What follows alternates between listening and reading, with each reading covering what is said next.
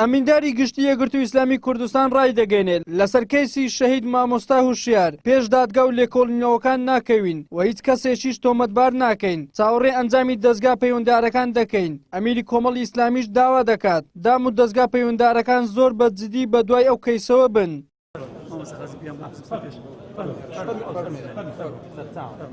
لە مەراسمی کۆتایی پرسەی شەهید دکتۆر وشیار ئیسماعیل مامۆستا سەلاحەدین محەممەد بەهادین ئەمینداری گشتی یەکگرتووی ئیسلامی کوردستان لە وتەیەکدا وتی هیوادارم تیرۆرکردنی شەهید دکتۆر وشیار ببێتە هۆکارێک بۆ ڕێخستنەوەی ناوماڵی کورد و لایەنە سیاسیەکان و ببێتە مای خێر بۆ یەخستنەوەی ناوماڵی لایەنە ئیسلامیەکان. گوتیشی دەبێت لایەنە پەیوەنددار و ئەمنیەکان تاوانباران و لایەنە گرنگەکانی ئەو دەستەیە کە لە پشتی ئەو کردەوەی بوونا بدۆزنەوە.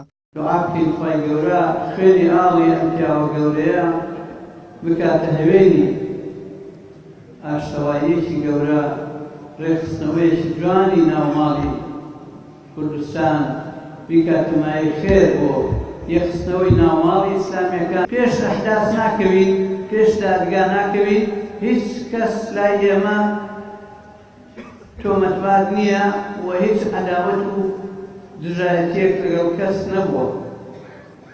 بۆیە پرۆسەکە پرۆسەیەکی یاساییە، دادگاییە بە دیارەوە ئەوەسین و چاوەڕێیەکەین. وە خۆشمان وەکو تیمی لێکۆڵینەوەی ناو حیزب بەردەوامە بین لە دۆزینەوەی هەموو ئەو ڕێکار و ڕێو شوێنانەی کە ئەمان گەێنێتە ئەوەی کە ئەم مەسەلەیە چۆن بووە و چۆن ئەنجام دراوە و سەرداوەکان چۆنن و پێشەکیەکان چۆن بوون. هەر لە مەراسیمەکەدا مامۆستا عەلی باپیر ئەمیری کۆمەڵی ئیسلامیش وتەیەکی پێشکەش کرد و گوتی پێویستە دەستگا پەیوەنددارەکان زۆر بەجددی بە دوای ئەم کەیسەوە بن و ئەم تیرۆرکردنەش هۆکارێک بێت بۆ نەهێشتنی گژی و ئاڵۆزیەکانی ناوەخۆی هەرێم و بە خۆداچوونەوە بکەین. ئەو دەستدرێژانە دەستدرێژین بۆ سەر خودی پێغەمبەر صلی الله علیه وسلم و سەر کەسایەتی پێغەمبەر و ئەو مینبەر و میحرابە پێغەمبەری خوا بەجێی هێشتووە. هەر کەسێک لەو مینبەر و میحرابەدا بەڕاستی بوەستێ فعلا جێگری پێغەمبەر عەلەیهی السەڵاتو وەسەلام. مامۆستایانی بەڕێز من لێرەوە دەڵێم هەر کەسێک بەڕاستی بیەوێ بە شوێنکەوتووی پێغەمبەر عەلەیهی السەڵاتو وەسەلام چ جای میراثگر چ جای جێگر هەر بە شوێنکەوتووشی لە قەڵەم بدرێت حەقیقەت دەبێت ئامادەی فیداکاری بێ لە پێناوی دینی خوا و لە پێناوی بەختەوەرکردنی خەڵکدا لە ژێر سایەی شەریعەتی خوا.